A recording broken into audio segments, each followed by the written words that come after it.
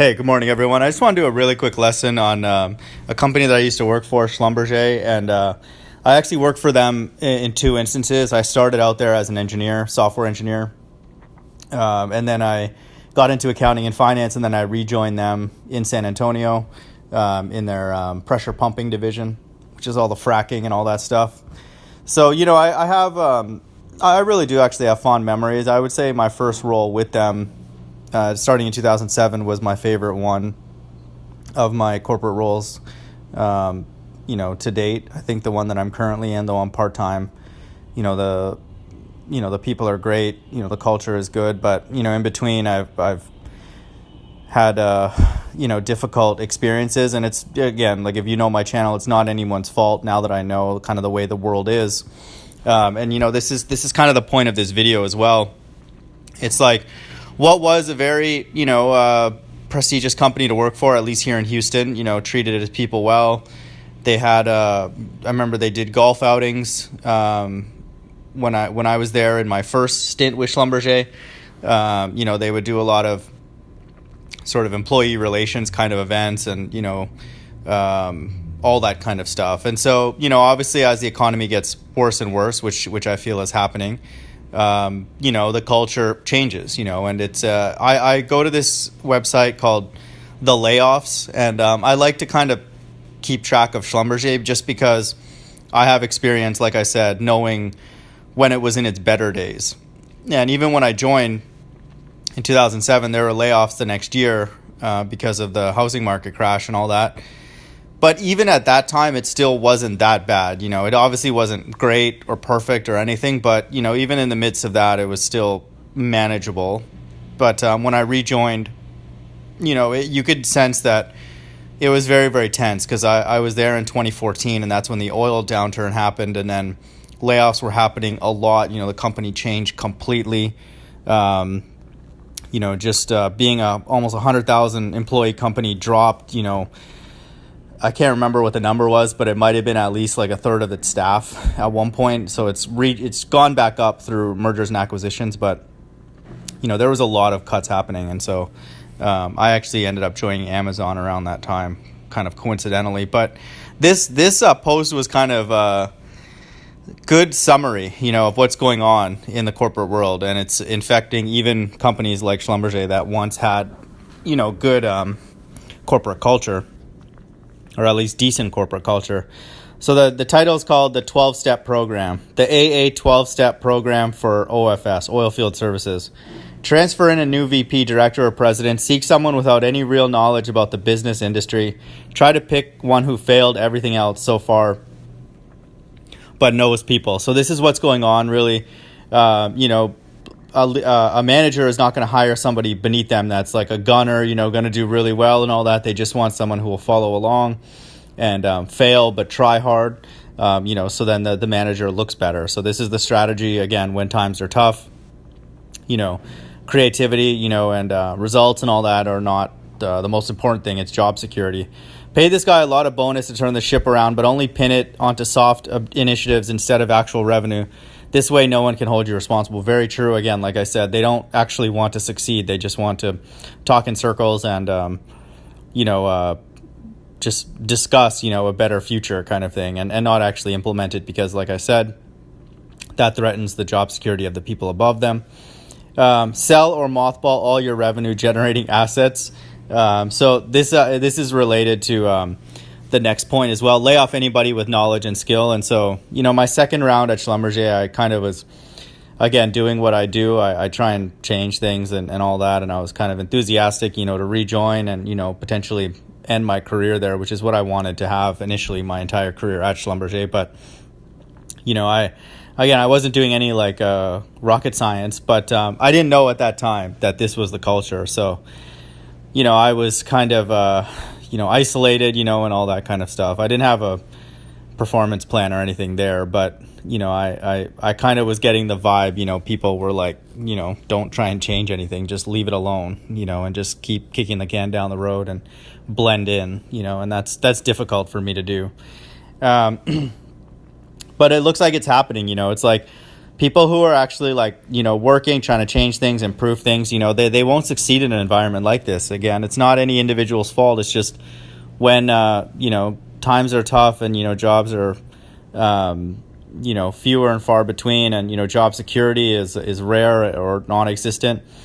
People just do what they got to do to stay alive, really.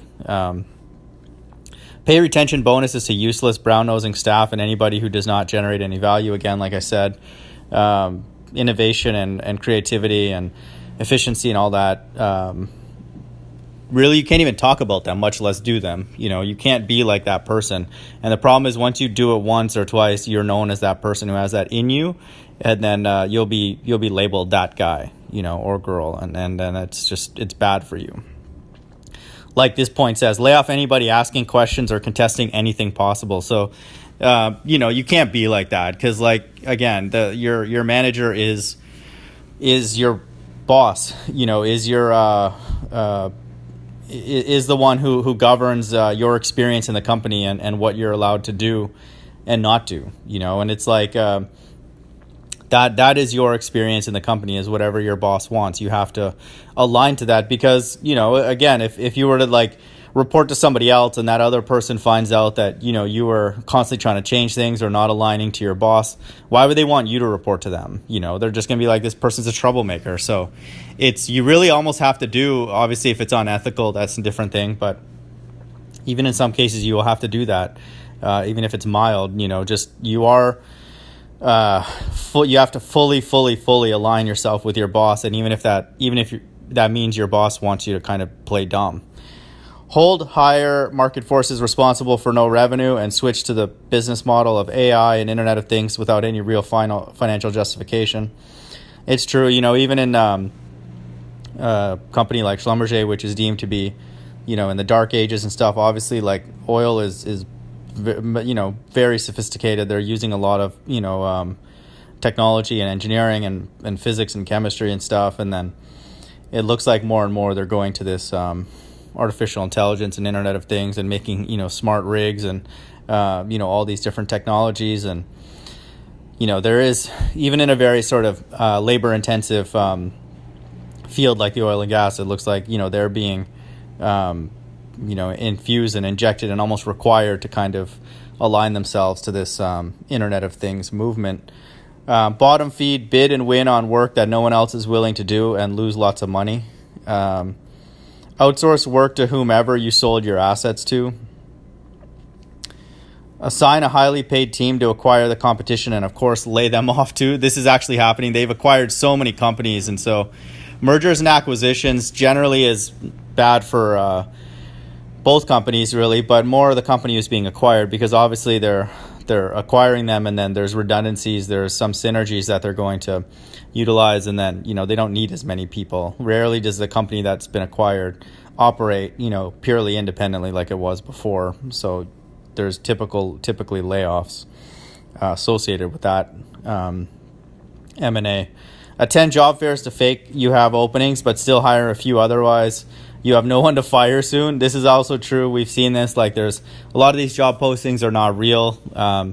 They're just put out there just to kind of give a sense that they're hiring and, the business is doing well. Because, again, a lot of this stuff is revolving around stock price, which is most dependent, which the leadership executive team, their salary is most dependent on. So they need to create, and sort of a vibration, an aura that they're doing well. Even if they're not. And so if they're not hiring, obviously people would think that immediately that something's wrong. And so a lot of these job fairs and, job postings and open requisitions stay that way. And then they don't really have a need for somebody. And when they do, there's not actual work to do. It's just kind of just sit there, and it's like a filler thing. And it's like almost just they need to do it just for the sake of before they're able to lose the approval for that requisition. They need to bring somebody in, so they just hire somebody.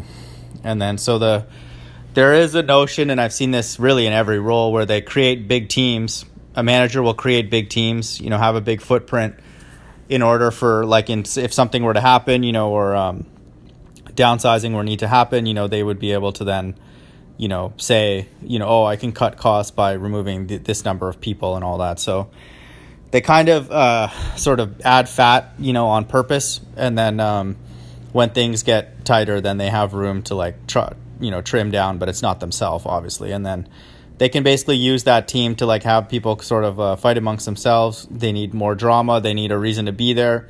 They need more people to quote unquote mentor and all that kind of stuff. So I've seen that over and over again. The bigger your team, there's more perceived job security for the manager. And celebrate your promotion for a job well done and hand out meaningless achievement awards to selected superstars. Let's just fill that in that way. In step 5, brown nosers. Okay. So this person said, I found this post on one of the threads, and at first it got me laughing. On the other hand, never mind the irony of the post. But the sad thing is that this is pretty much the way things are really done at the company. And then SLB is too big and gone out of control. Only downsizing helps the brand to survive.